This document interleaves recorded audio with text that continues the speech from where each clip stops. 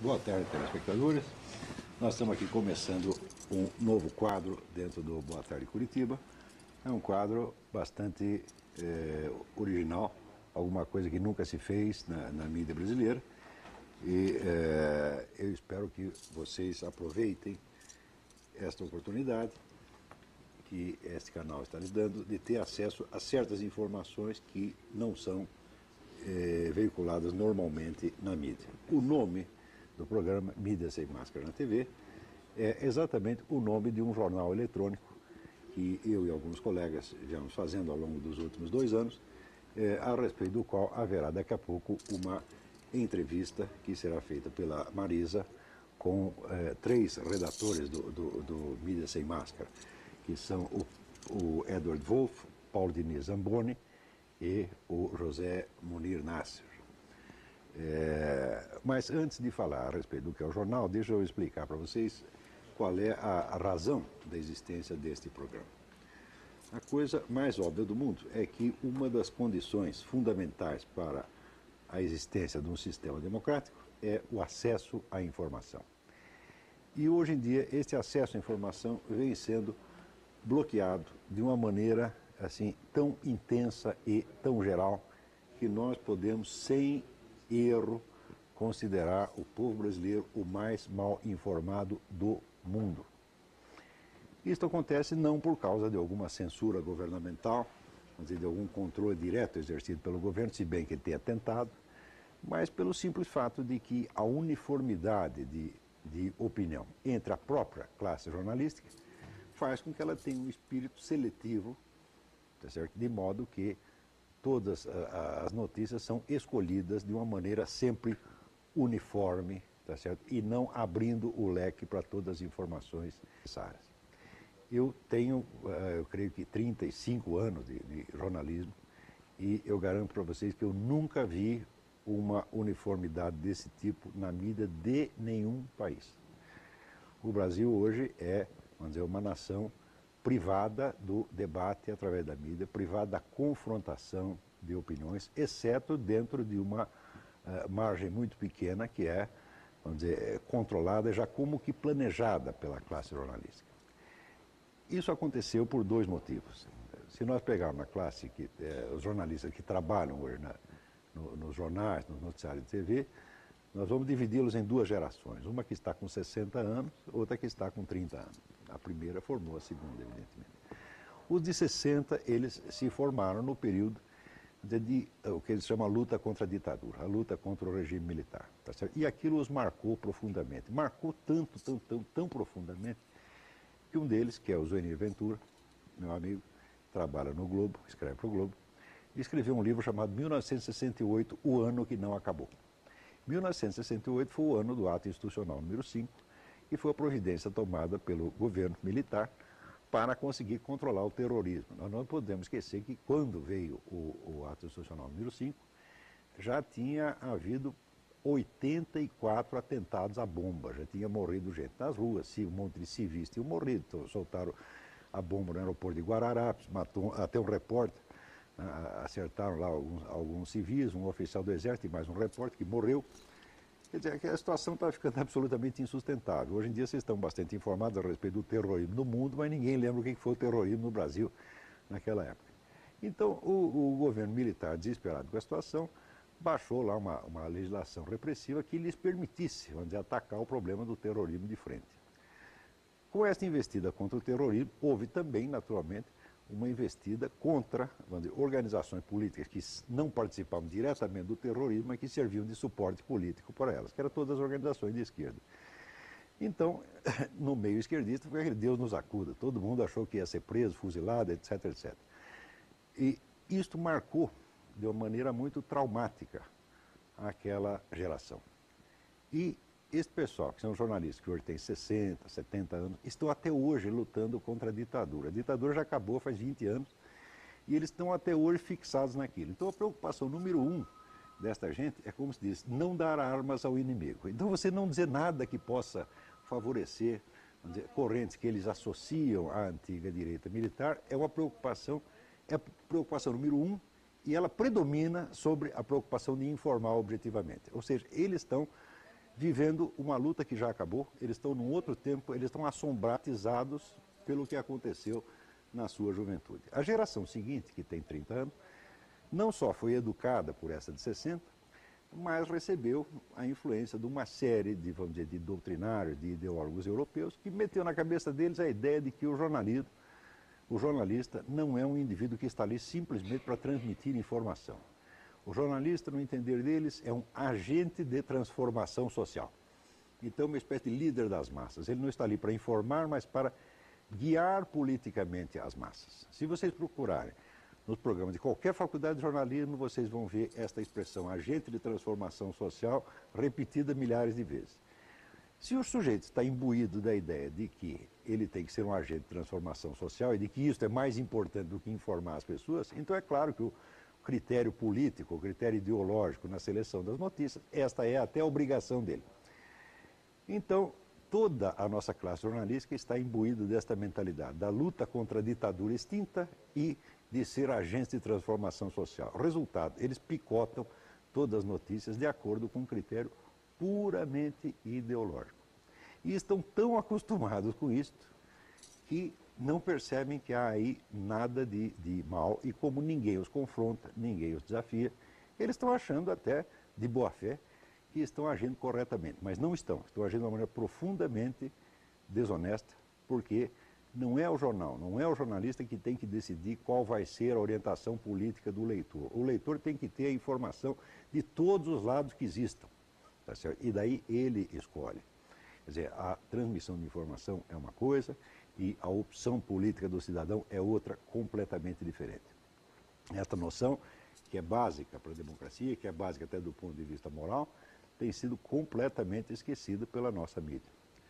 Foi justamente por isso que, 2 anos atrás, eu iniciei este sitezinho, que na época era uma coisa de fundo de quintal, uma coisa muito uma coisa doméstica, empreendimento doméstico, era feito por mim e pela minha filha, Maria Inês, chamado Mídia Sem Máscara, que era, vamos dizer, a leitura crítica da mídia da semana. Tá certo? Com o tempo, o Mídia Sem Máscara foi crescendo e vários colunistas de primeiríssima qualidade acabaram aderindo ao nosso empreendimento.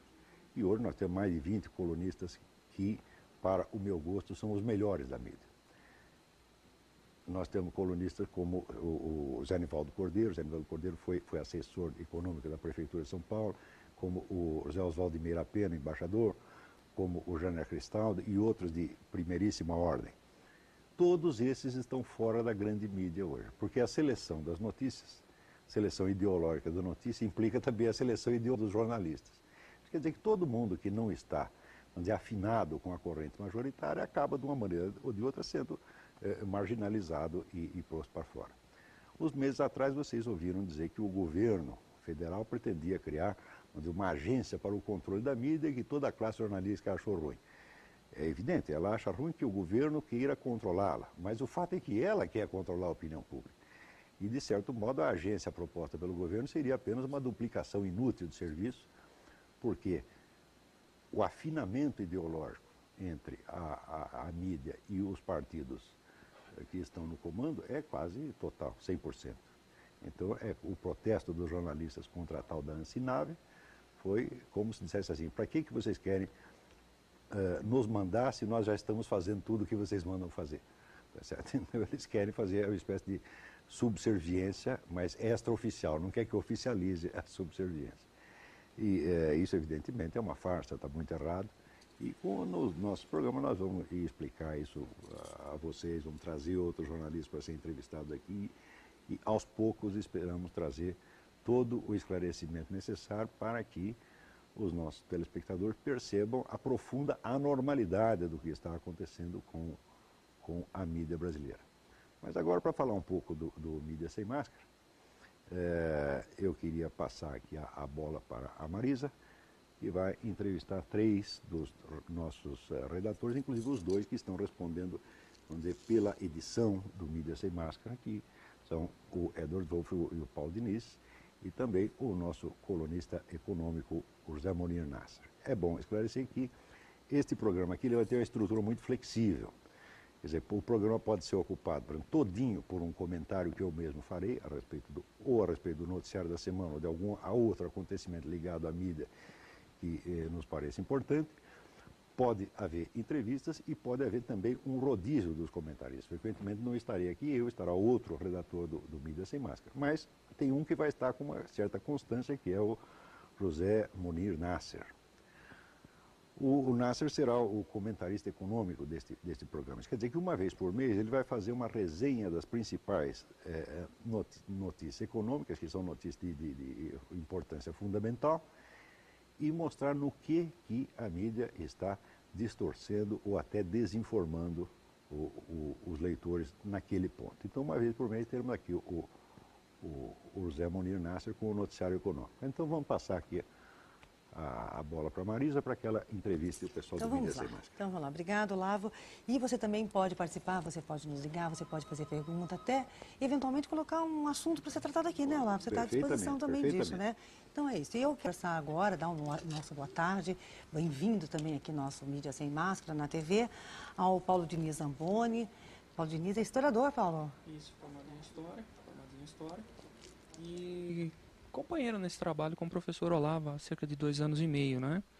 E a gente tem descoberto ao longo desse tempo de trabalho que existe uma série de informações, além das necessariamente jornalísticas, que comportam uma análise diferenciada, que infelizmente não existe na nossa mídia, né? E essa análise diferenciada, ela ajuda a compreender a atualidade, inclusive das notícias do nosso cotidiano, né? Certo. Outra pessoa também que está aqui conosco é o Edward Wolff, que é jornalista. É jornalista, né, Edward? Jornalista e engenheiro também. Engenheiro também, matutino e vespertino e jornalista noturno. E daí você trabalha no site, aí à noite está no site, é no Mídia Sem Máscara. Exatamente. E também o José Munir Nasser, que é o economista, que o Olavo falou, que vai também nos acompanhar em eventuais programas aqui falando sobre economia. Boa tarde, Munir. Boa tarde. Muito bem. Então, a missão que me cabe aqui nesse empreendimento jornalístico, ou contra-jornalístico, é debater assuntos econômicos, que são informados em profusão. Né? O Brasil é um dos países do mundo que divulga mais notícias econômicas. É muito difícil achar um jornal nos Estados Unidos ou na Europa que tenha tantas páginas de economia. Isso foi um pouco pedagogia da inflação, do tempo que tinha que ler o jornal para salvar a sua vida econômica até o dia seguinte. Mas, ao mesmo tempo que se divulga muita quantidade de material, há uma grande complacência da mídia, digamos, especializada em economia, e com os verdadeiros problemas do Brasil. Eu acho que há uma baixíssima compreensão da problemática econômica brasileira ao se ler os jornais. Há muito mais um debate em torno de circunstâncias ocasionais, há um debate em torno de eventuais variações sobre o mesmo tema, mas se falar do assunto realmente não se fala. Por exemplo, agora chegou-se à conclusão que 40% das prefeituras não cumpriram com a lei da responsabilidade fiscal. Considerando que quem reclamou foi só quem sucedeu alguém, né? Porque o que foi reeleito não deve ter reclamado de não ter cumprido. Então, provavelmente, a quantidade de prefeituras que não cumpriu com a lei da responsabilidade fiscal, ela é enorme. E o debate, então, encontra-se no seguinte estado. De um lado, há as pessoas que estão aí desejando que se trate esse assunto com todo o rigor da lei e que se estabeleça aí a cassação ou a punição desses prefeitos todos aí. Como esses prefeitos todos aí são de todos os partidos, essa é uma solução, digamos, vamos falar assim, é uma solução razoavelmente romântica, achar que no país, no Brasil, vai haver uma cassação coletiva de 3.000 prefeitos. Isso é impensável. Então, o problema que a gente tinha que pensar, na verdade, é se perguntar o seguinte: por que razão é que tem que o Brasil ter 5.570 municípios, sendo que a maioria é uma mera ficção financeira? No entanto, o debate sobre as razões que impedem que o Brasil tenha mais racionalidade na constituição da sua repartição, digamos, administrativa, territorial, nunca são tocados. Quer dizer, Munir, que o problema aí não é só que está havendo uma drenagem de verba vamos dizer, ilegal nas prefeituras, mas a existência das prefeituras já é uma drenagem. É completamente absurdo. Por exemplo, há municípios no Paraná com 2.500 habitantes, que é mais ou menos a população de um conjunto residencial grande em São Paulo, assim, digamos.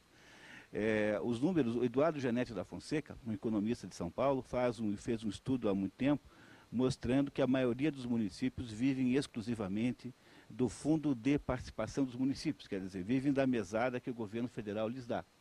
E por que é que nós temos que ter todos esses municípios? Veja, os Estados Unidos, que têm o mesmo território continental que o Brasil, tem perto de 3.000, lá chama-se comarca, né? Counties, aqui seria alguma coisa como condado.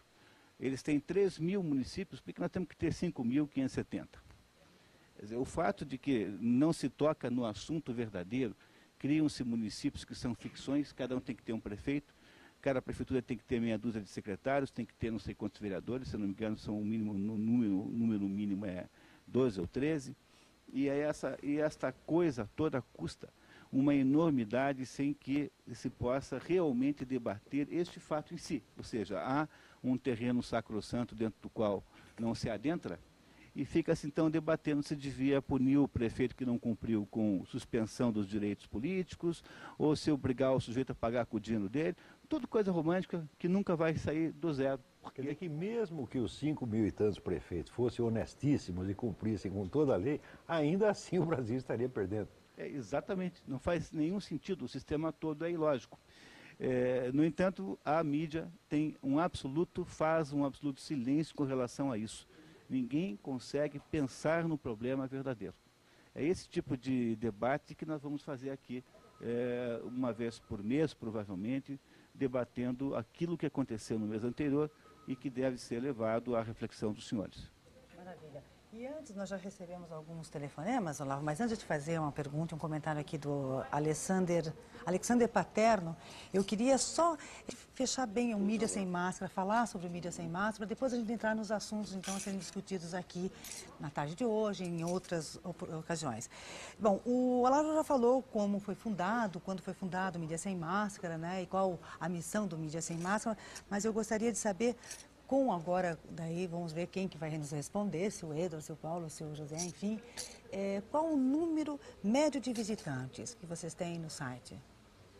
Olha, o número médio de visitantes, ele varia conforme o dia da semana que o site é acessado. Quer dizer, de segunda a sexta-feira você espera uma média maior de acessos e sábado e domingo, evidentemente feriados, também uma média menor. Mas diariamente, contando durante a semana, a gente conta aproximadamente 2.500 a 3.000 acessos diários únicos por dia. Quer dizer, são 2.600, 2.700 pessoas que acessam o site, fora as inúmeras vezes que entram ao longo do dia, para ler um artigo aqui, uma notícia ali, para ler a sessão de cartas, para mandar um e-mail, etc. e tal. Então, descontando todos os múltiplos acessos diários, você tem uma média aí de 2.500 a 3.000 pessoas. Todo dia vocês escrevem para o jornal, ele está sempre sendo renovado. Exatamente. Diariamente a gente tem uma publicação aí de 7 a 8 artigos, né, dos diversos colunistas que nós temos aí, mais ou menos 20, 25. Temos editoriais nossos também, quer dizer, pessoas da equipe Mídia Sem Máscara, o Paulo Diniz, ou eu, ou o professor Olavo, escrevemos alguma coisa.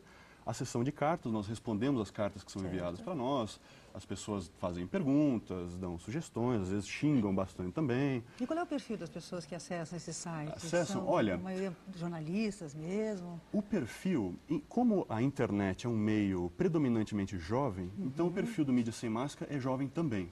Então são pessoas assim de 35 anos ou menos que acessam o Mídia Sem Máscara. Sem querer dizer que quem tem mais de 35 anos não seja jovem também, jovem de espírito. Isso. Mas a média é essa, de 35 anos para menos.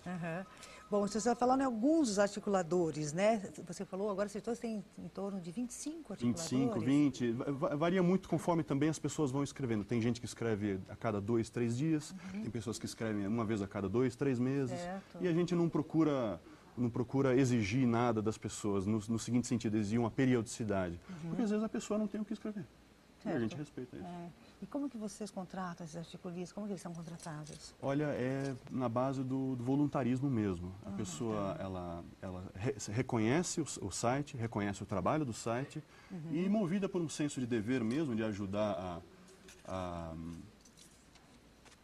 de ajudar a desmascarar o esquerdismo que tem, o esquerdismo reinante que há na mídia brasileira. O sujeito nos ajuda enviando artigos e notícias, né? Então é na base do voluntarismo mesmo. Na realidade, o que acontece é que em algumas ocasiões o leitor acaba nos contactando, porque ele está inconformado com uma matéria que ele leu.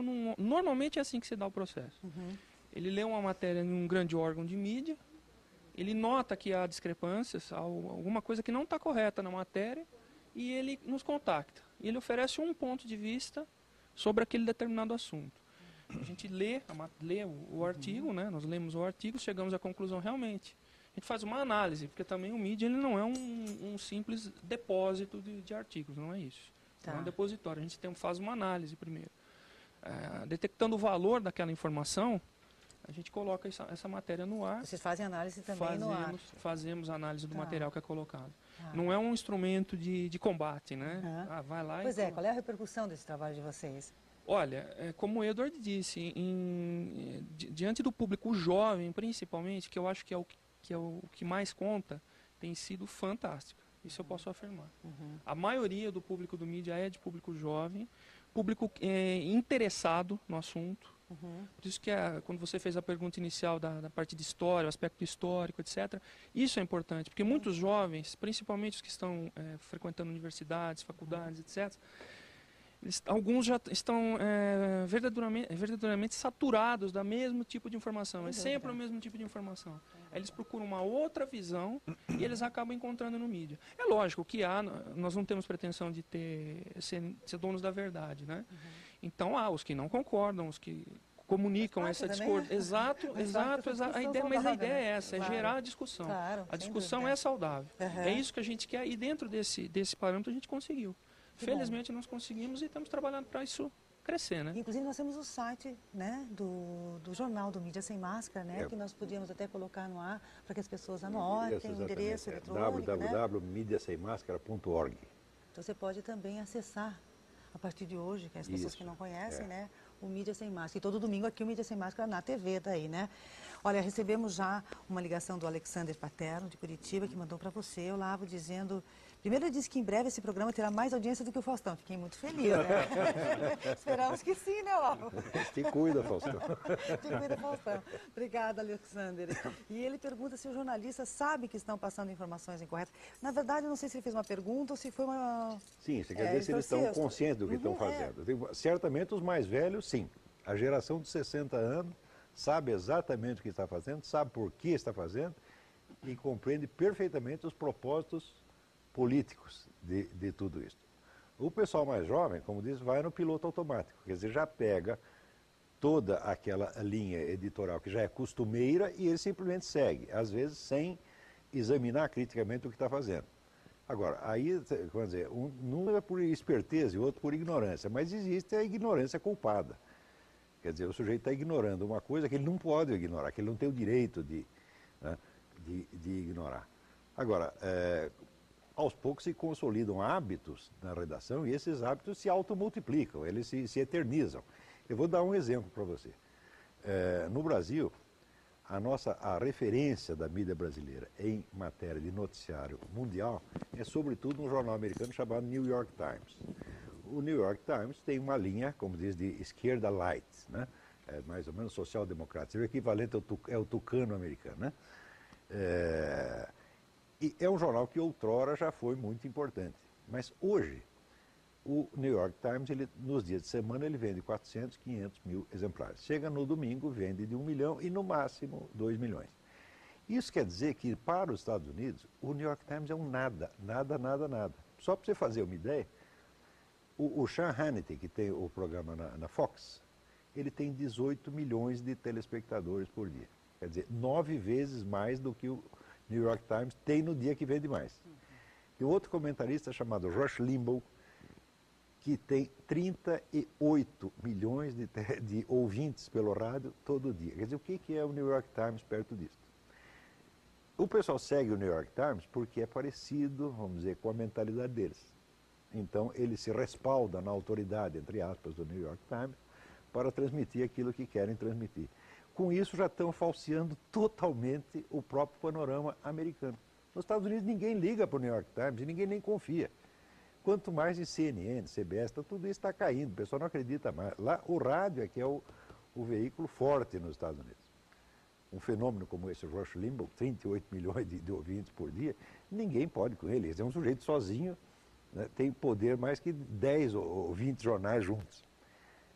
A imagem que o pessoal transmite aqui é como se o New York Times fosse a grande autoridade da mídia americana. Com isso, estão falseando totalmente o panorama. É por isso que na mídia brasileira, todo mundo jurava que John Kerry ia ganhar a eleição. O único jornalista brasileiro que dizia Bush ganha era eu. Por quê? Eu não ligo para o New York Times, eu me informo nas outras fontes. Mas eles não querem se informar nas outras fontes porque não dizem o que eles querem. Então fica uma esquece. Eu minto para você, você mente para mim, nós nos enganamos um ao outro. E é isso que tem acontecido na mídia. Então, eles estão conscientes sim do que estão fazendo e os que não estão conscientes não têm o direito de não ter consciência. Quer dizer, o sujeito que lida justamente com a informação é o cara que não pode dizer, mas eu não sabia, porque a sua obrigação é saber. É isso? Certo. E aproveitando então, já vou passar do Henrique também. Por favor. Depois, se eles quiserem comentar alguma coisa também, né? O Henrique do Água Verde, ele pergunta, não está havendo na mídia um anti-americanismo ideológico? Certamente. Diz que está gostando muito do programa também, são esses que devem existir. Eu também acho, viu, certamente. Henrique? Nós vamos falar mais a respeito disso, porque eu trouxe até aqui para vocês alguns livros para mostrar qual é a origem remotíssima desse anti-americanismo na mídia brasileira. É uma coisa que vocês vão cair de costas, porque nunca foi informado. Como é que começou isso e por que começou e por que se eternizou. Tá certo? Mas isso é um assunto para depois. É melhor, né? Aliás, até para complementar isso, a pergunta sobre o anti-americanismo, é interessante que tem muitos leitores que entram no Mídia Sem Máscara, leem tudo que tem lá e mandam e-mails mais ou menos no seguinte teor. Meu Deus, vocês estão falando bem de George Bush. Fico escandalizado. Ficam escandalizados com isso. Quer dizer, como vocês podem fazer uma análise positiva de um presidente que, segundo o leitor, é como se fosse um Adolf Hitler? Quer dizer, olha, escuta, George Bush não é um Adolf Hitler. George Bush é um republicano, um sujeito muito bem formado, é um sujeito que tem um sujeito de princípios, um sujeito de valores e tem os seus defeitos também. Mas o Mídia Sem Máscara faz o quê? Nós pegamos o todo e analisamos o todo, tirando o viés ideológico da notícia. Quer dizer, vamos analisar a presidência de George W. Bush pelos fatos, pelo aquilo que ocorre, pelo aquilo que acontece. Isso. E não se a gente gosta ou não gosta do George W. Bush. No Mídia Sem Máscara tem colunistas que são pró-Bush e colunistas que são contra. Exatamente. Agora, no restante da mídia só tem contra. Só tem contra. Então o sujeito fica assustado de entrar num site que tem colunistas que falam a favor. Esse, quer dizer, o anti-americanismo você percebe bem aí, quer dizer, o Mídia Sem Máscara, por menor que seja... Esse anti-americanismo é mesmo porque a imprensa passa isso, né? Vai passando isso para as pessoas. Mas né? é importante explicar exatamente o que é o conceito de anti-americanismo. Isso. Porque se você analisar os artigos que estão disponíveis no Mídia Sem Máscara, muitos são contra muitos políticos dos Estados Unidos. Então, de certa forma, tem que ser explicado o que é anti-americanismo. A disputa que ocorreu entre George Bush e John Kerry foi uma luta entre americanos e anti-americanos, porque as ideias que guiam John Kerry, elas são essencialmente contrárias ao espírito do verdadeiro norte-americano. São coletivistas, são socialistas, são esquerdistas, são anti-Estado Nacional, são contrárias à ideia de soberania nacional. Como contrários? Simples, submeter o país à ONU. Essa é uma ideia que ganha força em outros países. Não por coincidência, um deles é o Brasil. E não por coincidência também, toda a grande mídia brasileira vestiu a camisa de John Kerry. Isso é um ponto onde, vamos dizer, onde a distorção do noticiário chega à completa inversão. Porque hoje em dia você tem, vamos dizer, na ONU, você tem uma fortíssima tendência para dar à ONU o estatuto de governo mundial. Isso aí é oficial, já foi discutido em Assembleia Geral, já foi decidido, e que a ONU deve se transformar em governo mundial, abolindo as soberanias nacionais. Isto, a ONU está nisso e a comunidade europeia também está nisso. No Brasil, a coisa é noticiada como se fossem os americanos que estão fazendo. Justamente, qual é a primeira... Se você quer implantar um governo mundial e você quer acabar com as soberanias, qual é a primeira soberania que você tem que liquidar? A do país mais forte, evidentemente. Então, a primeira é Estados Unidos. Aqui, a coisa está chegando invertida como se não fosse a ONU que está fazendo isso, e sim os americanos. Isso é uma coisa que, vamos dizer, que para quem tem a informação, você sabe que a coisa está sendo invertida. Quer dizer, aí eu já tenho cobrado através dos meus artigos, porque eu tenho a coluna no Globo, de vez de escrever um artigo mensal para a Folha de São Paulo, outra quinzenal para a Zero Hora. Eu, através dos meus artigos, cobro dos meus colegas. Como é que foi isso? Vocês disseram isso, mas aqui a documentação mostra o contrário. Eles nunca respondem nada. Quer dizer, já estão agindo, já passou para ser vergonhice mesmo. Né? Agora, uma outra coisa importante é o seguinte, não pode confundir o Mídia Sem Máscara com os outros sites que se apresentam como aquilo que nos Estados Unidos se chama Media Watch, quer dizer, que é o fiscal da mídia. Sem desfazer do trabalho de ninguém, o fato é que todos estes sites, tipo Observatório de Mídia, Observatório da Imprensa, etc., todos eles são ligados a organizações políticas que os financiam. Todos eles. Nós podemos dar até o organograma de cada um. O dinheiro do site tal aparece de tal lugar, tal lugar, tal lugar. O Mídia Sem Máscara não é financiado por ninguém, não tem patrocinador nenhum e todos nós estamos trabalhando de graça. É isto que permite, vamos dizer, a nossa total liberdade. Nós somos o único site de Media Watch que pode dizer nós não temos rabo preso. Não pertencemos a nenhuma entidade, não pertencemos a nenhuma ONG, não pertencemos... Tem site até ligado à repartição pública, à repartição do governo. O governo os financia, tá certo? E ainda tem a cara de pau de dizer que nós somos isentos, nós somos fiscais isentos. São coisíssima nenhuma. Não é isso? Outra coisa, a gente descobre isso, esse dado que eu estou lhe dando, eu tenho esse dado porque eu fui investigar da onde sai, quem financia, quem está por trás, etc, etc. O Mídia Sem Máscara, pode ser que amanhã ou depois ele precise de dinheiro. Se receber dinheiro, alguma ajuda, nós vamos publicar. Primeira coisa, olha, fulano nos deu dinheiro e não temos compromisso nenhum com ele. Não é porque fulano ajudou aqui que se amanhã ou depois ele fizer uma treta, nós vamos esconder. Não vamos esconder nada. Se quiser ajudar o nosso projeto, muito bem, mas não venha querendo nos comprar, porque não vamos ser comprados, não. Então, eu quero ver esses outros sites mostrar o balancete. Então, recebemos tanto do governo federal, recebemos tanto da comunidade europeia, recebemos tanto da ONU para mentir a favor deles. Tá certo? É certo. Bom, a gente está falando também sobre alguns assuntos que são abordados pelo site, né? Vocês têm denunciado as atividades do Fórum de São Paulo e a omissão completa da grande mídia em relação a ele. O que é o Fórum de São Paulo, né? E qual a ligação do PT e do presidente Lula com ele? Pois é, o Fórum de São Paulo é algo que o professor Olavo vem alertando há muito tempo nos artigos dele no Globo e outros jornais. E o Mídia Sem Máscara procura informar mais o leitor a respeito do Fórum de São Paulo, já que as colunas do professor Olavo são limitadas em espaço. O Fórum de São Paulo é uma organização internacional, fundada pelo Partido Comunista Cubano, em iniciativa Fidel Castro com o presidente Luiz Inácio Lula da Silva, como um plano de implantar o comunismo na América Latina, e de maneira coordenada com diversos organismos internacionais da pior espécie, como, por exemplo, as Farc colombiana, ELN, MIR e outras instituições, agindo de forma internacional, ou seja, são as diversas soberanias nacionais que esses grupos comunistas assumem nos diversos países latino-americanos, se reportando a uma instituição supranacional, que é o Fórum de São Paulo, para implantar um regime político da pior espécie, que é o regime comunista, enfim, né? Então, em linhas gerais, é isso o Fórum de São Paulo, né? O Fórum de São Paulo, que pelas últimas contagens, é que tem 84 organizações filiadas. Algumas delas são partidos legais, como o próprio PT, o PDT, o PPS, etc. Outras são entidades criminosas. Quer dizer, é um órgão sui generis, porque tem ali entidades legais e ilegais, todas articulando uma estratégia conjunta. Quer dizer, só isso já mostra a ilegalidade do conjunto. Porque se amanhã, por exemplo, vamos supor que eu sei lá, sou candidato a vereador, tá certo? E eu articulo a minha candidatura com o Fernandinho Beiramar, mesmo que eu não esteja recebendo nenhum dinheiro dele, mesmo que eu não tenha nenhuma participação no negócio sujo dele. A simples parceria política com a delinquência já é delinquência. Então, isso ninguém tem noticiado, o pessoal tem varrido isso para baixo do tapete. Agora, é curioso porque o Fórum de São Paulo, independente da nossa opinião sobre o Fórum de São Paulo, é uma entidade importante, supranacional, fundada por duas pessoas muito importantes, Fidel Castro e Lula. E cadê a mídia nacional debatendo sobre isso daí que é tão importante? Sem dúvida, sem dúvida. Quer dizer, só por isso você percebe que há notícias sendo ostensivamente escondidas do público. E os objetivos do fórum não somos nós do Mídia Sem Máscara que estamos dizendo que são esses. Eles constam todos em atas.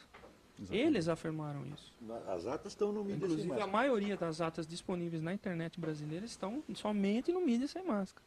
Eles mesmos publicaram as atas. Não somos nós que estamos dizendo que eles vão implantar o comunismo. Publicaram... Eles tinham um site deles, do Foro de São Paulo. Sei, forosaopaulo.org.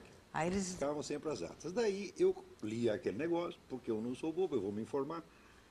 E lia e comentava aqui no Globo. De tanto eu comentar, começou a dar na vista, daí eles sumiram com o site, esvaziaram o site. E 6 meses depois voltaram com outra versão já expurgada, já tiraram as partes mais comprometedoras. Mas enquanto isso nós já tínhamos copiado todas as atas. Então hoje nós temos uma versão completa das atas do Foro de São Paulo, uma parte em português, uma parte em 1990. 1990, exato. São 14 anos já. E tem aquela reunião anual, e eles são 80 e tantos partidos e organizações que tomam parte, discutem e tomam as suas resoluções. As resoluções são obrigatórias para todos os partidos. Quer dizer que existe uma articulação continental do movimento comunista. E isso está lá tudo nas atas. Tá entendendo? E como é que uma coisa deste tamanho pode ser escondida durante tanto tempo? Você vai dizer que o sujeito da mídia, o chefe de redação, que esconde uma coisa dessa, não sabe o que está fazendo. Eu digo, mas eu não nasci ontem, não somos idiotas. Quer dizer, idiotas somos todos, de nascença. Mas não tanto, não precisa caprichar tanto. Tá, né? Quer dizer, 14 anos escondendo. Vamos supor que durante os primeiros 5 ou 6 anos, ninguém reparasse naquilo, não desse importância. Mas aos poucos foi crescendo. Por exemplo, o Lula, alguns meses antes dele subir à presidência, ele ainda era o presidente do Foro de São Paulo. Ele presidiu o Foro durante 12 ou 13 anos. Todas as reuniões eram com ele. E cada reunião tinha as resoluções, ele assinava. A resolução tem um valor de compromisso. Por exemplo, na última reunião, assinaram um compromisso que todas as 80 e tantas organizações se comprometiam a defender as Farc, a narco-guerrilha colombiana, contra o governo da Colômbia. E acusava o governo da Colômbia de fazer terrorismo de Estado contra as Farc, contra os pobres traficantes. Isso está assinado lá pela mão do seu Lula. Agora, depois ele sobe à presidência e diz, eu vou combater o narcotráfico. Quando ele disse isso, eu disse, o senhor não vai combater o narcotráfico, o senhor não pode combater o narcotráfico. Se o senhor combater o narcotráfico, o senhor não dura um minuto. Por quê? Porque a sua assinatura está lá.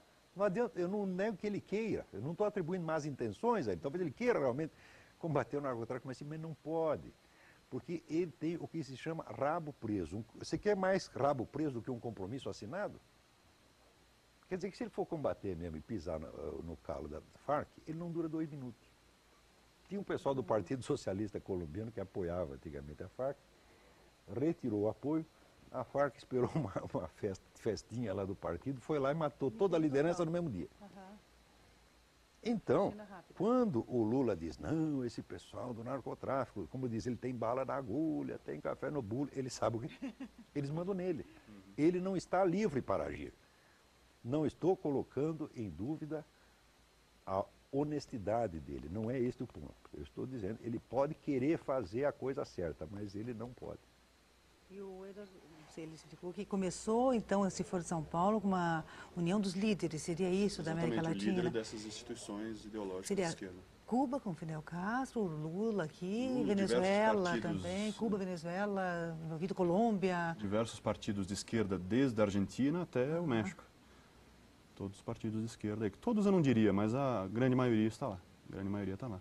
E o curioso é que a mídia não se manifesta, a grande mídia, né, não se manifesta a respeito disso, nem para dizer, olha, Foro de São Paulo é uma coisa desprezível, você não precisa, não vamos nem ligar para isso. É mentira. Simplesmente não... É porque já que o Olavo está denunciando há tantos anos, está falando, está colocando... Você não encontra nunca alguém dizendo, dando uma justificativa, falando não. Tem uma coisa de desonestidade aí. Né? Você veja, a desonestidade chega ao ponto, é uma coisa tão absurda. Por exemplo, na última eleição você tinha 4 candidatos. 3 deles pertenciam ao Foro de São Paulo. O PDT, que era o Ciro Gomes, né? Garotinho, pertence ao Foro de São Paulo. O PPS, que era o Ciro Gomes, pertence ao Foro de São Paulo. E o PT. Ora, existem resoluções do Foro de São Paulo, já de anos atrás, que colocam como prioridade para todo o foro eleger o Lula presidente da República do Brasil. Então, como é que o sujeito assina um compromisso de eleger o Lula presidente e no dia seguinte ele se apresenta como candidato fazendo de conta que é concorrente?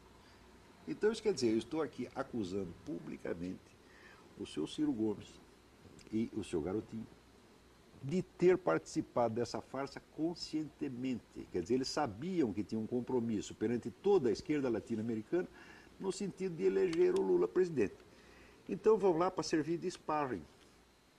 Você está entendendo? Como no boxe, tem um sujeito que está lá só para apanhar. E depois de apanhar, ele é premiado, como o seu Ciro Gomes foi premiado com o Ministério. E depois, ainda, a nossa mídia tem a cara de pau de dizer que foi a eleição mais transparente da nossa história. Foi a eleição mais opaca, porque ninguém neste país ficou sabendo da coisa principal com relação à eleição. Então, é uma situação muito anormal que está acontecendo.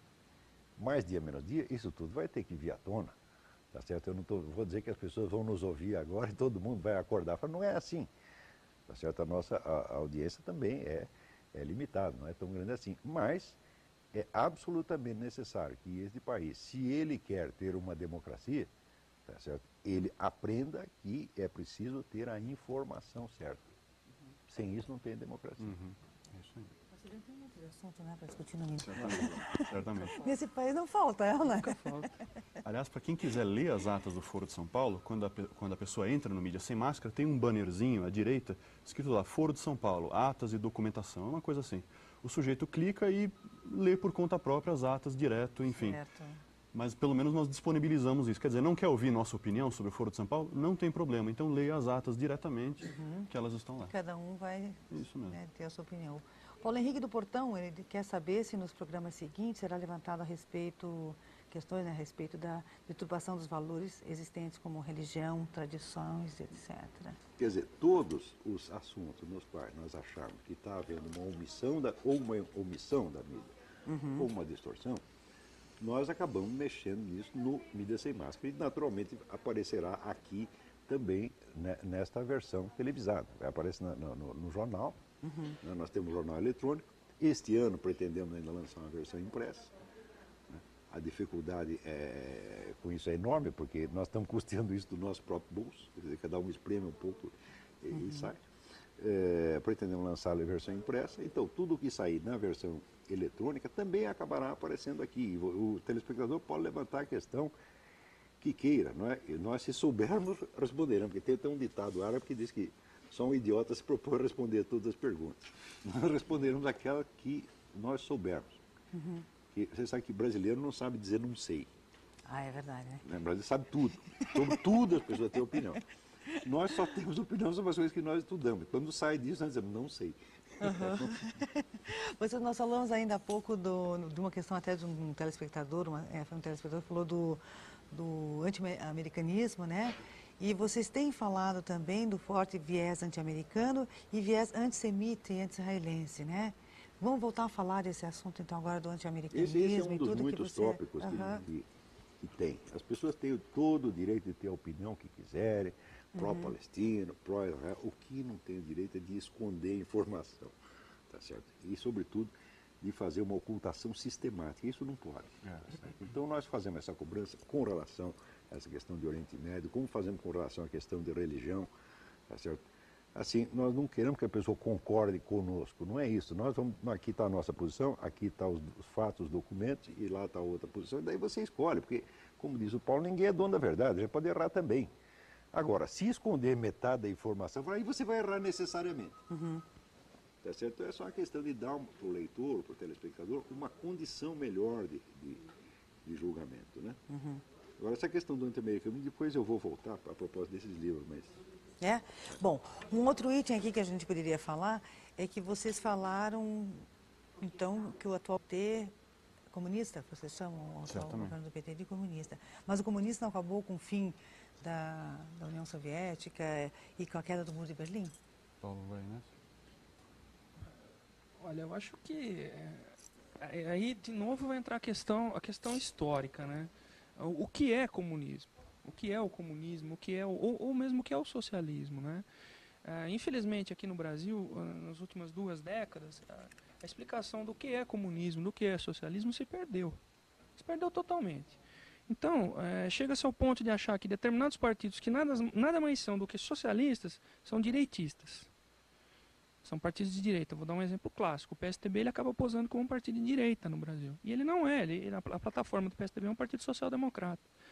Então, se você não tem mais o parâmetro, você não sabe sequer mais o que é comunismo.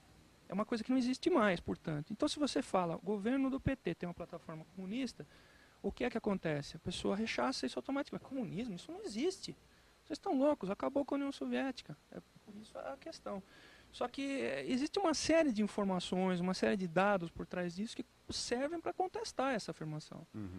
Servem para contestar. Se o comunismo acabou, por exemplo, por que é que o Fidel Castro é tão idolatrado no Brasil? Alguém explica? O que diferencia o Fidel Castro de outros ditadores decrépitos do restante do mundo? A África está cheia de ditadores iguais ao Fidel Castro. Qual o diferencial dele? É a ideologia comunista, que infelizmente ainda atrai pessoas aqui no Brasil, e muito, e que formam opinião. É lógico, ninguém vai se assumir na grande mídia como comunista, de jeito nenhum. Mas os valores que elas vão transmitindo acabam resultando nisso. Essa simpatia pelo comunismo. E depois outras medidas tomadas por governos aqui no Brasil são de esquerda, são socialistas.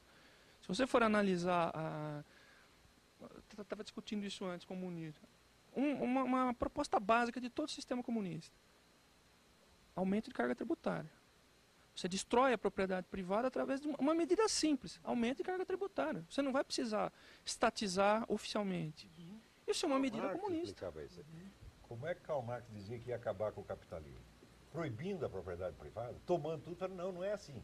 Se faz através da taxação progressiva. O socialismo por asfixia. Karl Marx. Quer dizer, quando o sujeito começa com o negócio de taxação progressiva, ele está praticando, vamos dizer, exatamente a receita de Karl Marx, mas as pessoas não sabem. Elas pensam que comunismo é só quando você acaba com toda a propriedade privada de uma vez. Acabar com toda a propriedade privada de uma vez é uma estupidez tão grande que nem Karl Marx pensou nisso. Se faz exatamente como está se fazendo no Brasil. Você vai inviabilizando, você vai drenando os recursos da propriedade privada para fortalecer o Estado. Cada vez mais o Estado. A imagem que o brasileiro tem do comunismo é aquele militante de esquerda, aquele que quer fazer a revolução e o golpe de Estado, de preferência daqui a 5 minutos, que tem tatuado a foice e martelo no braço. Quer dizer, isso é uma brincadeira. O comunista pode ser perfeitamente um empresário de terno e gravata, pode ser um grande executivo. Quer dizer, o comunismo ele está nas ideias, na ideologia, na maneira de ver o mundo e a sociedade, e não exatamente na militância política ou filiação a esse ou aquele partido. Claro. Voltando à visão econômica desse assunto, né? Quer dizer, a lei da responsabilidade fiscal diz o seguinte, que a prefeitura, o Estado, o governo federal não podem gastar mais do que X% da receita com pessoal e nem com endividamento. Mas nunca ninguém entra no mérito do tamanho da receita, porque você pode pegar eventualmente 100% do PIB para você por esse critério, né? Contanto que você não faça assim. Então, a maior ilusão de todas com relação a esse assunto é que quando houve a onda de privatizações, que começa com a Margaret Thatcher na década de 70 e 80 na Inglaterra, acredita-se que as privatizações são uma espécie de reconhecimento do fracasso da estatização. Então, na verdade, o mundo todo fica olhando para isso de modo otimista, e essa onda de privatização que segue a isso, que não é apenas brasileira, mas é mundial, ela seria a revelação, seria o símbolo de que agora, a partir de agora, então, o mundo se transformaria num mundo liberal, e chamou-se até isso de neoliberalismo, que não tem absolutamente nada a ver com liberalismo. Queria alertá-los, por favor, para que nós tivéssemos um cuidado imenso de jamais confundir a palavra liberalismo no sentido austríaco da palavra, dos grandes austríacos que criaram uma concepção de mundo liberal, do que se chama por aí de neoliberalismo. Neoliberalismo, na verdade, é uma maneira de o Estado moderno, com pretensões socializantes, deixar de interferir diretamente na atividade econômica e entregar esta atividade para os particulares que têm notoriamente mais competência de atuação do que ele, e em seguida expropriá-los via sistema tributário, via a quantidade de impactos de natureza expropriante é tão grande que até existe um chamado empresa socialmente responsável, que é mais um tipo de imposto. Quer dizer, na hora em que o Estado e os empresários desavisados e ingênuos saem por aí fazendo publicidade de seus programas sociais, todo programa social de alguma empresa não passa, em última análise, de um imposto disfarçado. E pior do que um imposto disfarçado, é um imposto que obriga o sujeito a uma espécie de confissão de culpa. É uma espécie de, ali mais do que um imposto, é uma espécie de punição alternativa. É como você faz com alguém que cometeu um crime e manda ir lá limpar a rua. Pois as empresas, já que são tão culpadas assim, porque o sistema atual explora a sua pretensa culpa sobre os males do mundo, as empresas, para não serem mais punidas, então elas submetem apenas alternativas, que é essa história de empresa socialmente responsável, empresa cidadã. No fundo, são todos movimentos, são todos instrumentos e todos sintomas de uma coisa só, que é do aumento da socialização do sistema. E que as pessoas ingenuamente confundem com o neoliberalismo, achando que isso é a vitória do capitalismo sobre o socialismo, quando é justamente o contrário. O neoliberalismo foi uma coisa, vamos dizer, foi um fantoche, um espantalho, que o pessoal da esquerda mais radical inventou, tá certo? Que eles mesmos fazem e depois eles falam mal. Lenin chamava isso a estratégia das tesouras. Você cria dois partidos, duas correntes, uma esquerdista, outra um pouco menos esquerdista, de modo que elas dividam entre si todo o bolo, todo o espaço político. É o que acontece entre esse pessoal do PT, PDT, etc., e do outro lado o PSDB, o Tucanato. É a mesmíssima coisa. Uns anos atrás teve uma reunião dos 7 grandes governantes do mundo. E daí o pessoal da esquerda aqui gritava, não, isso aí é o neoliberalismo em marcha e tal. É um perigo, é o espírito do capitalismo, nós temos que combater isso. Quando você ia ver, todos os 7 eram governantes de esquerda, que tinham sido postos lá por eles mesmos. Era o Bill Clinton, que é apoiado pela esquerda americana, era o Schroeder na Alemanha, era o Jospin na França, só tinha esquerdista. Eu digo, mas é a sua própria turma que está lá? Assim como eles falavam do discurso único. Não, nós temos que combater o discurso único. Eu digo, mas o único discurso que eu escuto é o seu. Quer dizer, tudo isso é uma farsa. O pessoal se acostumou, assim, a viver numa espécie de teatrinho, entendeu?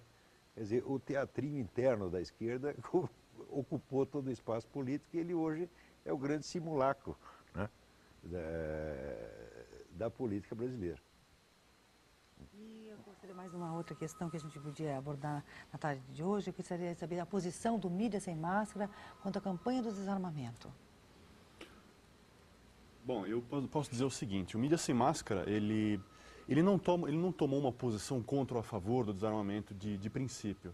Mas o que nós procuramos fazer é o seguinte, olha, tem pessoas que são a favor do desarmamento, a grande mídia cansa de repercutir isso daí, mas olha, escuta, tem o outro lado do desarmamento também. Tem o lado do controle populacional, tem o lado da segurança do indivíduo, tem o lado da proteção da sua família, os lugares ermos do país em que é necessário mesmo você estar armado, porque a polícia não chega lá em menos de 2, 3 horas. Quer dizer, existe uma série de argumentos, bons argumentos, contra o desarmamento civil, que não estão sendo novamente veiculados pela grande mídia brasileira. Então, o que nós fazemos? Nós publicamos esses artigos e essas ideias contra o desarmamento no site para mostrar, olha, escuta, o desarmamento pode ser uma coisa ruim também. Né? E tem experiências muito negativas no mundo em relação ao desarmamento. Os Estados Unidos já adotou desarmamento, muitos estados estão voltando atrás no desarmamento, porque o crime só aumentou com isso daí.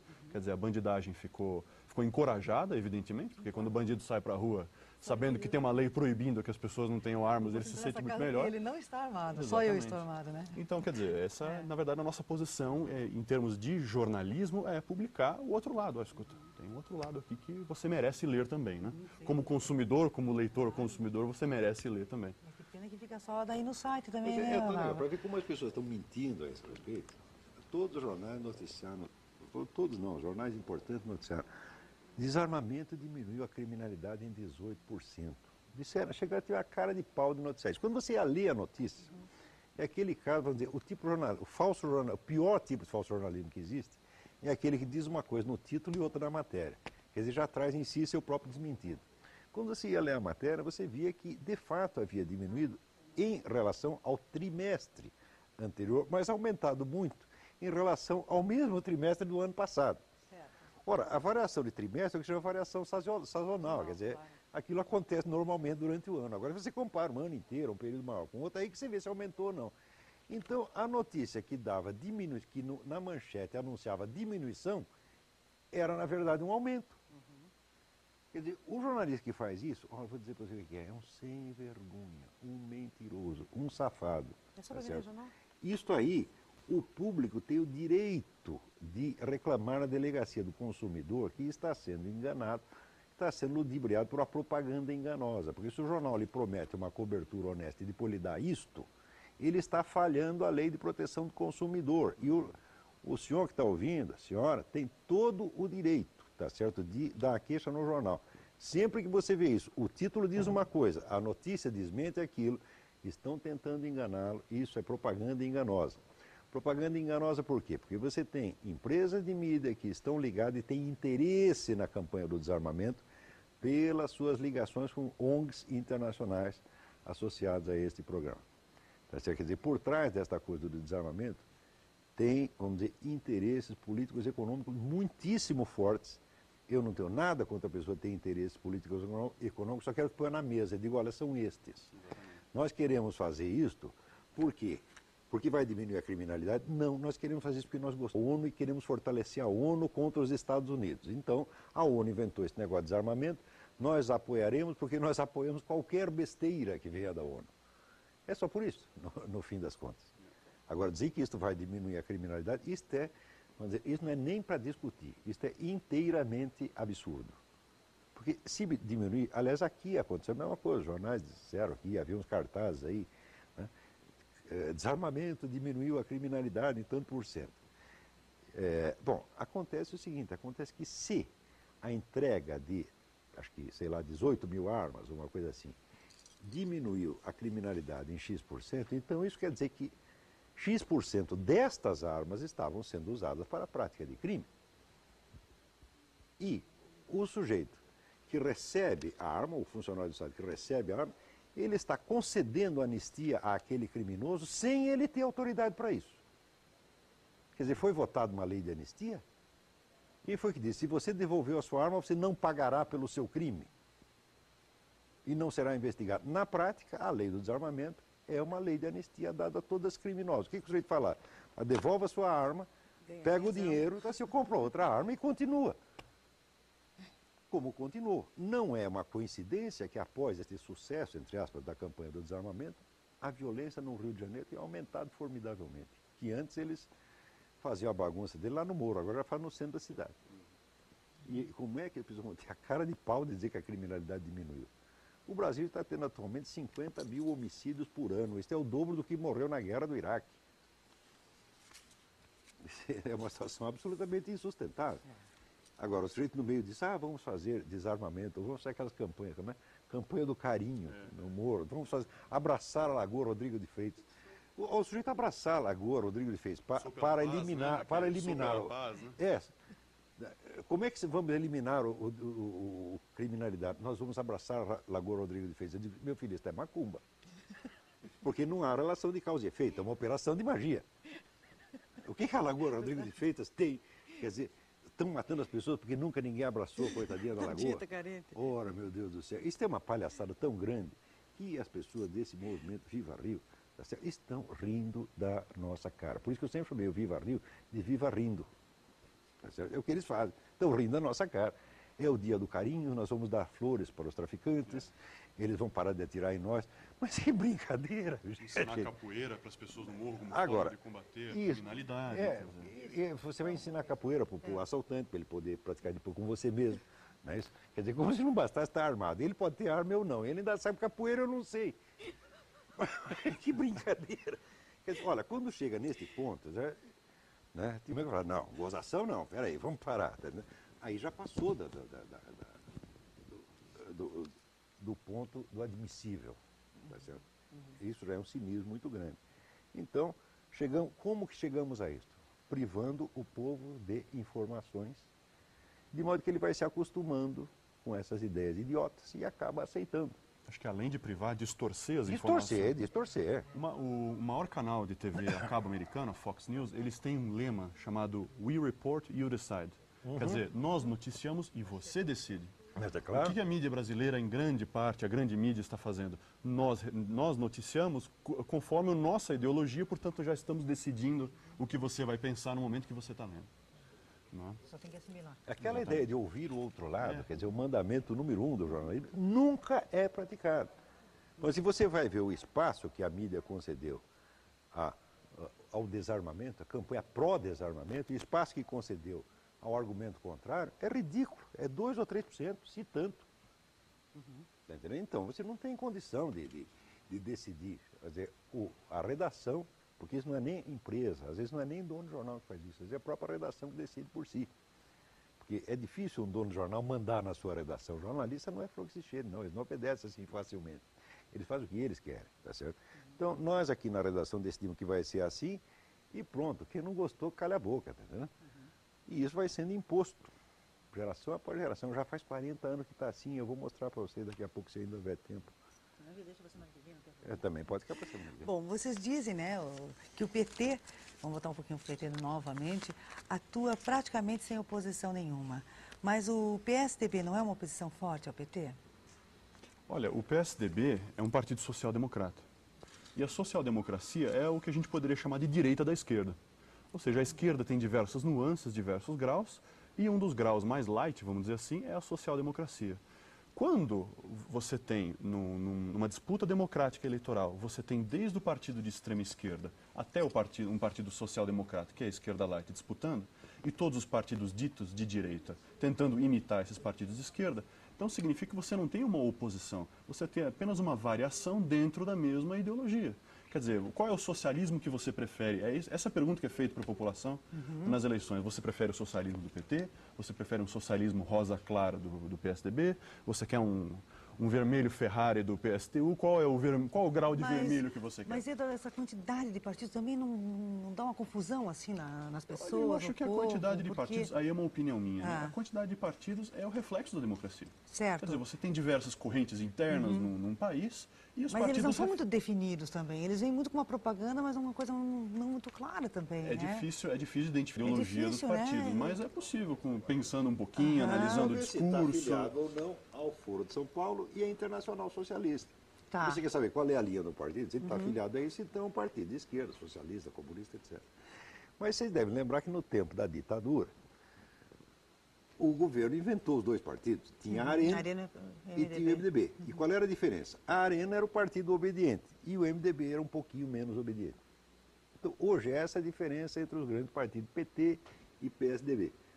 O PT é o partido do governo, que obedece ao governo, e o PSDB faz de conta que está contra, mas a identidade é total. Tá certo? E isso mesmo, esse é confesso. Outro dia saiu lá a conversa entre o Fernando Henrique Cardoso e Cristóvão Buarque, os dois dizendo, não, nosso partido está em perfeito acordo do ponto de vista ideológico, estratégico, etc, etc. Nós só temos uma disputa de poder. Ou seja, qual de nós que vai ter o poder para fazer a mesma coisa que o outro quer fazer? Sobre os partidos, independente da formação dos partidos, uma coisa todos têm em comum. Nenhum deles acredita no indivíduo. Todos acham que o Estado é a solução para o país. Todos. Em maior ou menor grau. Quer dizer, quando, por exemplo, se debate previdência social nas eleições, então um partido acha que a previdência social deve ser reformada desse jeito, o outro daquele outro jeito.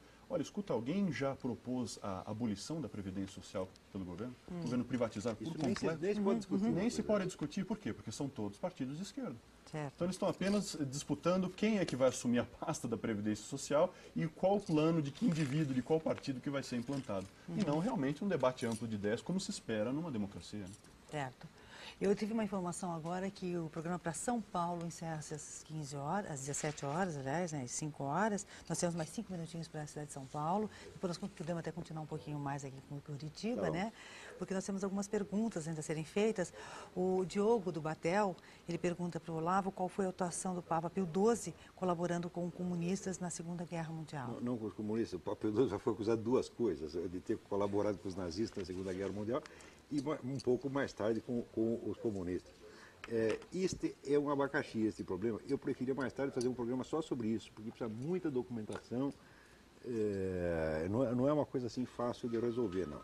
Geralmente a pessoa resolve assim na base sectária. Brasileiro, então eu vou separar essa. Brasileiro assim, primeiro emite uma opinião, primeiro escolhe uma opinião e depois ele vai averiguar os fatos, né? E daí os fatos que trata de se arranjar.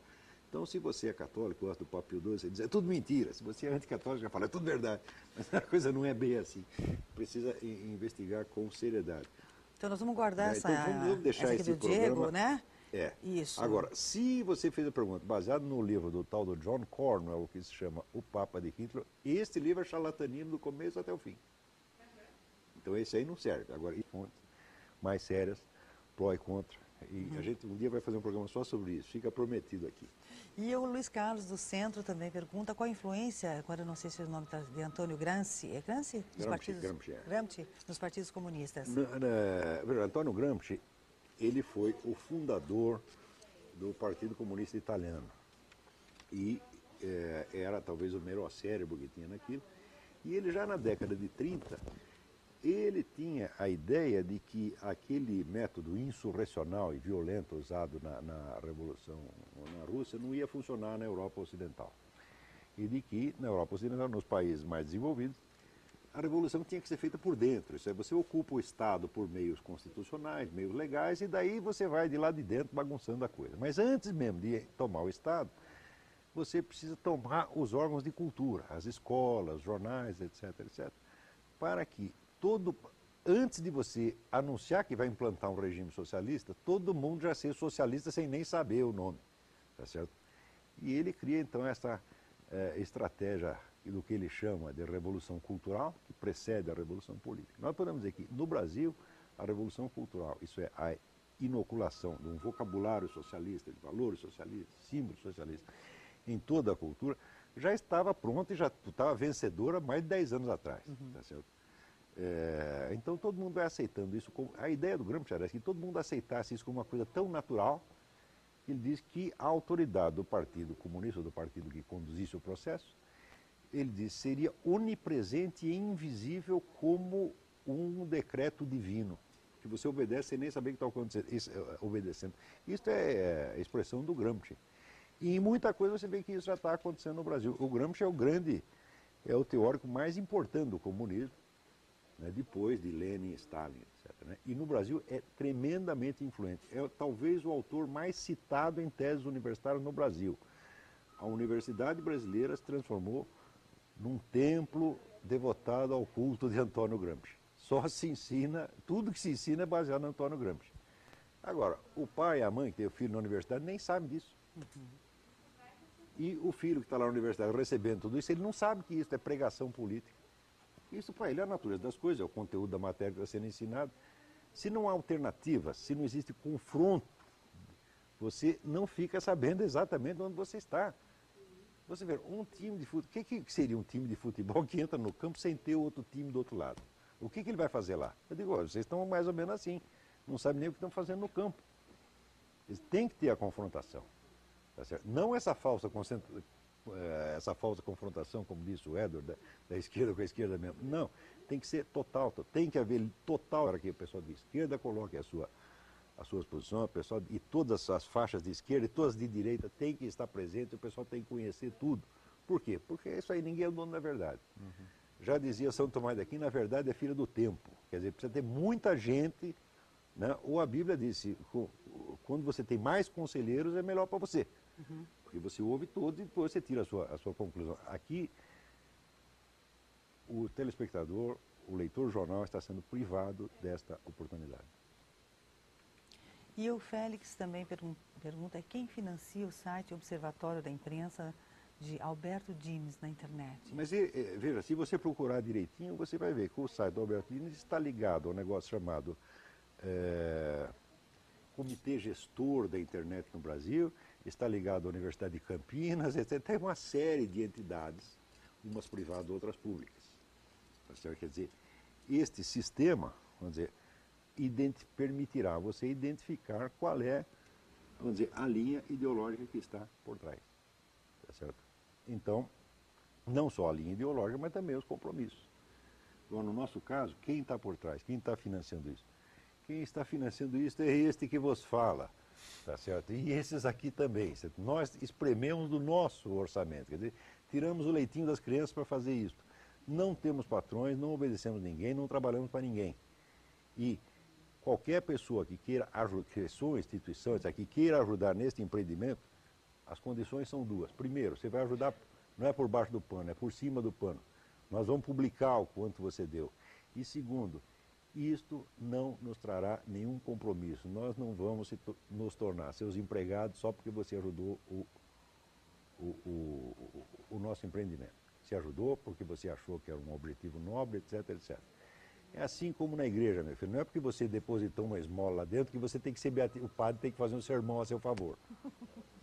Ele está lá para falar de Deus, não é de você. E nós estamos aqui para falar do jornalismo verdadeiro e falso e não, né, das belezas de quem nos deu dinheiro. Que até hoje ninguém deu. Será que o Eduardo, Paulo, o Munir querem fazer algumas considerações agora que nós já estamos chegando no finalzinho do horário, né, no nosso Mídia Sem Máscara? Olha, eu só quero agradecer realmente a oportunidade de estar aqui, desse espaço cedido para o Mídia Sem Máscara, que é um empreendimento que todo mundo que está aqui faz realmente por senso de dever, por patriotismo, por acreditar na pluralidade das ideias, na real pluralidade das ideias, e agradecer todo o apoio aqui. Agradecer o apoio, né, o espaço e, acima de tudo, mostrar que isso é unicamente uma iniciativa de indivíduos, de cidadãos e pessoas que acreditam e vão atrás e trabalham. Não há nenhuma força oculta por trás, um outro interesse, que não seja dar oportunidade para as pessoas de terem uma outra visão dos fatos. Elas vão julgar se são as melhores, mas elas vão ter uma oportunidade. Certo, não tem a chance. Exatamente, essa é a ideia. O telespectador vai ganhar certamente com isso. Com Não certeza. porque ele vai concordar com nossas opiniões ou porque nós somos bonitos ou feios, mas porque ele vai ter mais uma fonte de informação para ele e ele, enfim, decidir o que é melhor, o que é pior. Sem dúvida, Munir. Ah, Munir. Bom, o programa ao vivo é assim, né? Eu falei, vamos as últimas considerações, né? Ela que ia passar para você, mas veio mais coisa aqui. Vamos ler? Vamos. Bom, então, o Juarez do Bom Retiro, recentemente o ministro Tarso Genro fez um acordo com Cuba para utilizar o método de alfabetização infantil e juvenil usado em Cuba. Será que nossos professores não são capacitados para ensinar nossas crianças? Isso é preciso? Não só os nossos professores podem estar, mas o senhor Tarso Genro não está capacitado nem para ser diretor de uma escola primária. Tá certo? Eu duvido que esse sujeito entenda alguma coisa de educação, de filosofia de educação, etc, etc. Não tem qualificação para isso, está lá só para fazer politicagem esquerdista. E esse negócio de trazer técnico cubano e se inspirar em Cuba, isso é uma pouca vergonha. Porque o pessoal, não, mas Cuba tem o mais baixo nível de analfabetismo da América Latina. Eu já tinha nos anos 50, muito antes da Revolução. Cuba sempre foi um país de gente culta. Vocês leiam, está no livro do Carlos Alberto Montaner, Viagem ao Coração de Cuba, que é uma história de Cuba no século XX. Você vai ver que nos anos 50, o nível de instrução em Cuba já era altíssimo. Tá certo? Então, o que a Revolução acrescentou? Não acrescentou absolutamente nada. Tá certo? Ademais, na Revolução, na educação cubana, metade dela é só manipulação, é só pregação revolucionária. Tá certo? E outras coisas, as famosas glórias da medicina cubana, o negócio da barbatana de tubarão, tudo isso é uma palhaçada. A medicina cubana é uma das piores do mundo. E o pessoal está enganando vocês, pô. Isso aí é tudo marketing de Cuba. Aliás, por que tem que fazer esse marketing? Por quê? Porque Cuba está falida. Então tem que recolher dinheiro para Cuba. Então o que faz? O Brasil foi lá, o Lula foi lá e já deixou 400 milhões de dólares lá de presente. Ah, mas não basta. Então precisamos fazer um convênio aqui para o brasileiro soltar mais dinheiro lá para Cuba. Tá certo? E precisa também fazer turismo para Cuba. O senhor Lula, durante muito tempo, ficou de agente do turismo. Aí, vamos promover viagens para Cuba. Por que tem que ajudar Cuba se Cuba tem um regime maravilhoso que resolveu todos os seus problemas econômicos? Cuba vive da caridade pública, inclusive das suas vítimas. Por quê? 1/6 da população cubana fugiu para Miami, chegou em Miami, abriu uma lojinha disso, abriu não sei o quê, ficou todo mundo rico. E agora eles mandam anualmente milhões de dólares para os seus parentes em Cuba. Então, é um regime falido que vive da caridade das suas próprias vítimas. Quer dizer, pessoas que saíram de lá corridas, saíram numa balsa, pendurando um pneu, tá certo? Morrendo de fome, e que se fizeram depois por trabalho e esforço em Miami, hoje sustentam Cuba. E ainda vem este safado, mentiroso Fidel Castro, dizer, não, nós temos um regime maravilhoso, aqui resolvemos todos os problemas. Você não resolveu problema nenhum, você só arrumou o problema, tá certo? e você vive da piedade das suas próprias vítimas e dos seus inimigos. Por exemplo, o bloqueio econômico americano. Sabe o que é o bloqueio econômico americano?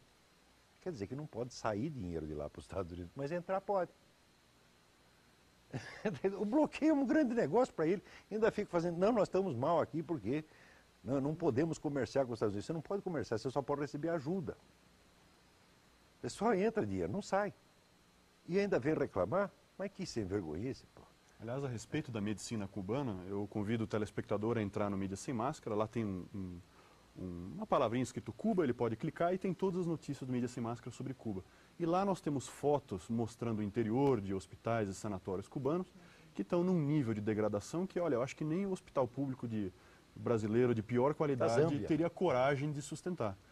Quer dizer, é sujeira para todo lado, pessoas jogadas no chão, mas numa sujeira que no Brasil nunca se viu.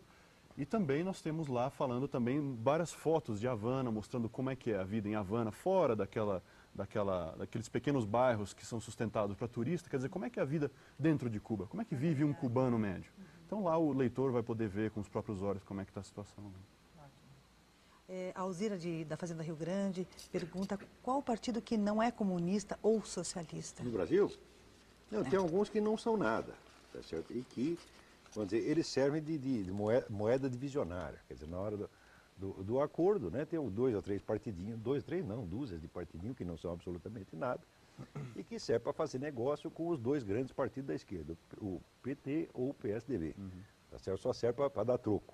Tá certo? Mas o PT, tá certo, é um partido marxista. O PDT também, o PPS também, tá certo? E o PSDB não é um partido marxista, mas é um partido socialista. Isso quer dizer que ele pertence a um tipo de marxismo que o pessoal chama de revisionismo, que é a ideia do processo evolucionário, lento, né, democrático, gradualista, democrático, mas ele pertence à Internacional Socialista. Então, tem algum partido pró-capitalista aqui? Não tem nenhum. O capitalismo está proibido. Tá certo? Vocês viram algum dos 4 candidatos na última eleição dizer assim, eu sou a favor só da economia de mercado, o Estado tem que largar esta coisa, tem que diminuir o imposto? Fala isso. O Brasil virou pecado falar isso hoje. Quer dizer, ficou proibido. Pecado. Quer dizer, e olha, eu também, às vezes não tenho posição firmada sobre as coisas, mas eu quero ter informação. Quer dizer, por exemplo, a gente deve, por exemplo, aquele negócio de privatização de empresas, isso é bom ou é ruim? Eu não sei. Mas como é que eu vou saber se vocês não deixam saber, porra? Verdade. Se não tem a discussão séria.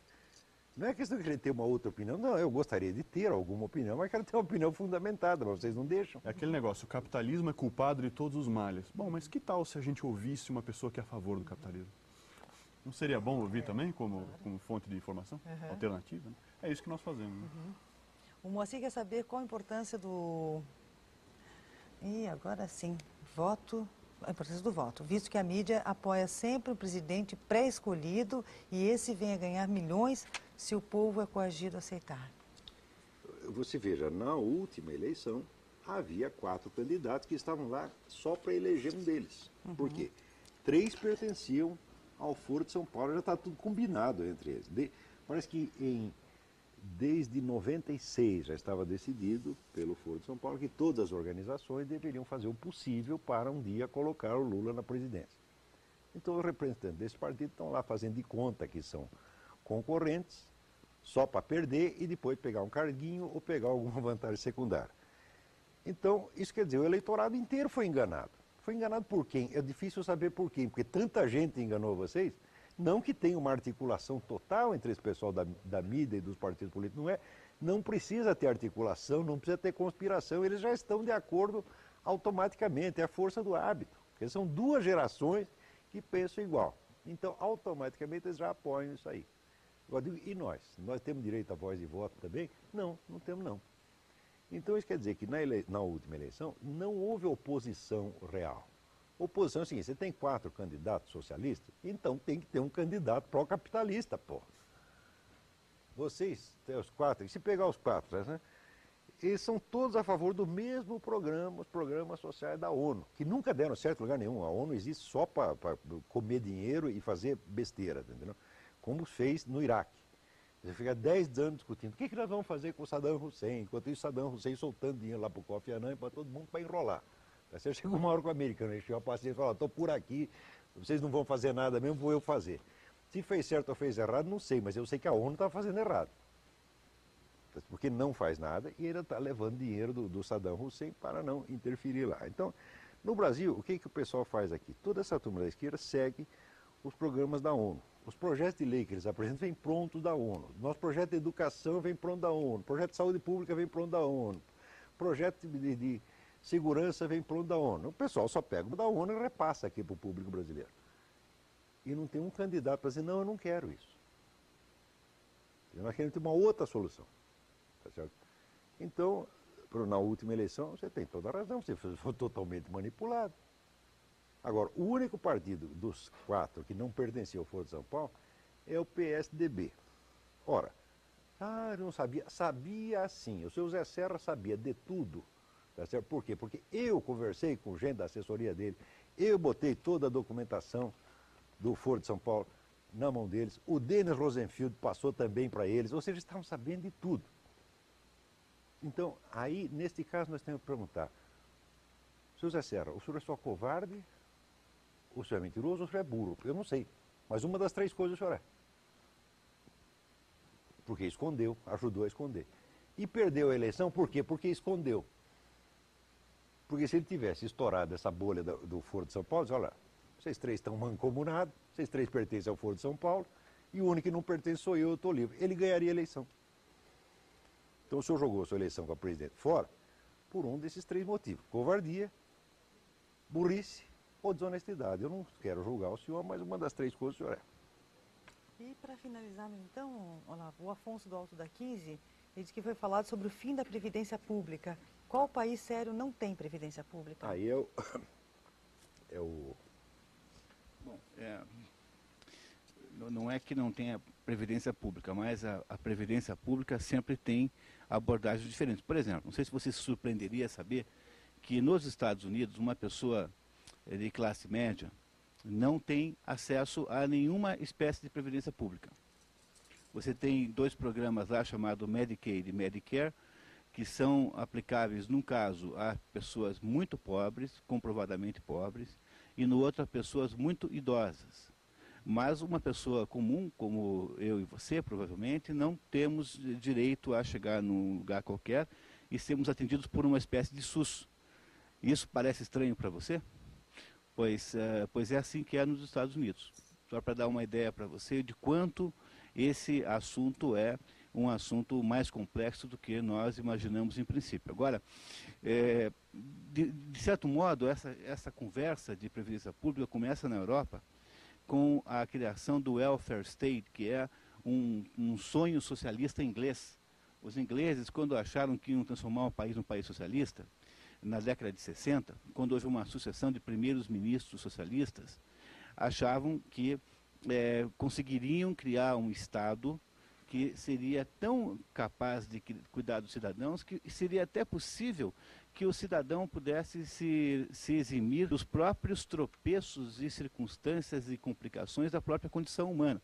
Quer dizer, na hora em que o Estado diz para você que todos os seus problemas e todas as suas mágoas podem ser resolvidas por ele, você está à frente a uma proposta absolutamente maliciosa. Quer dizer, no fundo, o que se quer fazer com você é comprar a sua subserviência total e completa.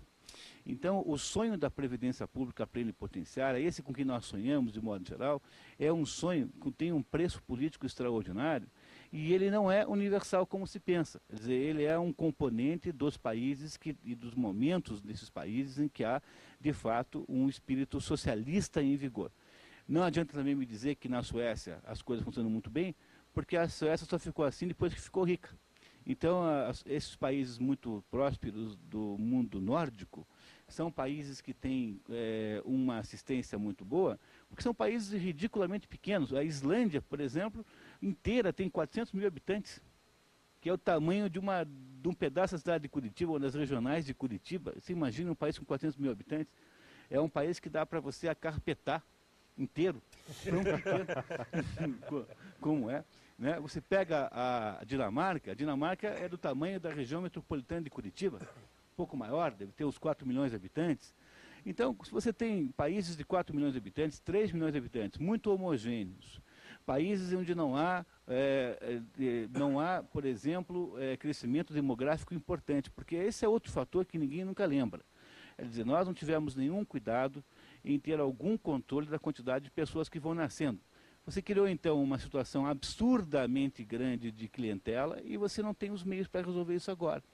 E aí, então, ficamos acalentando sonhos socialistas de resolver os problemas da condição humana, quando, na verdade, existem experiências muito melhores, por exemplo, mesmo aqui na América Latina, você tem um sistema de previdência completamente privado, e por aí você compreenda que há uma diferença entre uma obrigação de criar um sistema de previdência, que é imposta pelo poder público, e um sistema tutelado pelo poder público. Porque você deve sempre levar em consideração o seguinte: governo só entende do lado do gasto. Então o problema do governo é sempre gastar. E quem só pensa em como é que gasta, sempre pensa muito mal. Porque não tem nada mais fácil do que você gastar o dinheiro dos outros muito mal. Então é preciso compreender que não adianta você entregar o dinheiro tudo para o governo, porque seguramente esse montante usado no Brasil hoje para custear a Previdência Social é garantidamente extremamente mal utilizado.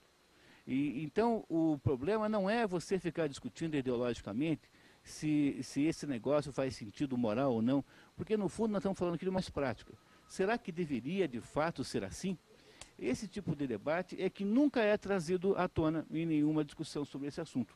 E é esse debate que nós vamos trazer aqui nesses nossos programas. Maravilha. Bom, telespectadores, nós já estamos encerrando aqui o nosso horário. Eu queria agradecer muito ao produtor do programa Boa Tarde Curitiba, nos permitir fazer este quadro. Nós vamos estar aqui na semana que vem. Nós não temos um plano fixo. O programa pode ser conduzido por qualquer dos redatores do Mídia Sem Marcas, seja eu ou qualquer um outro. Pode ser um programa só de comentários, pode ser uma resenha do noticiário da semana, pode ser entrevista, quer dizer, tem uma flexibilidade muito grande. Nós vamos, assim, fazer as coisas de acordo com aquilo que a situação do noticiário presente exija, de modo que a gente possa comentá-lo da menor maneira possível. Então, muito obrigado a todos e até a semana que vem.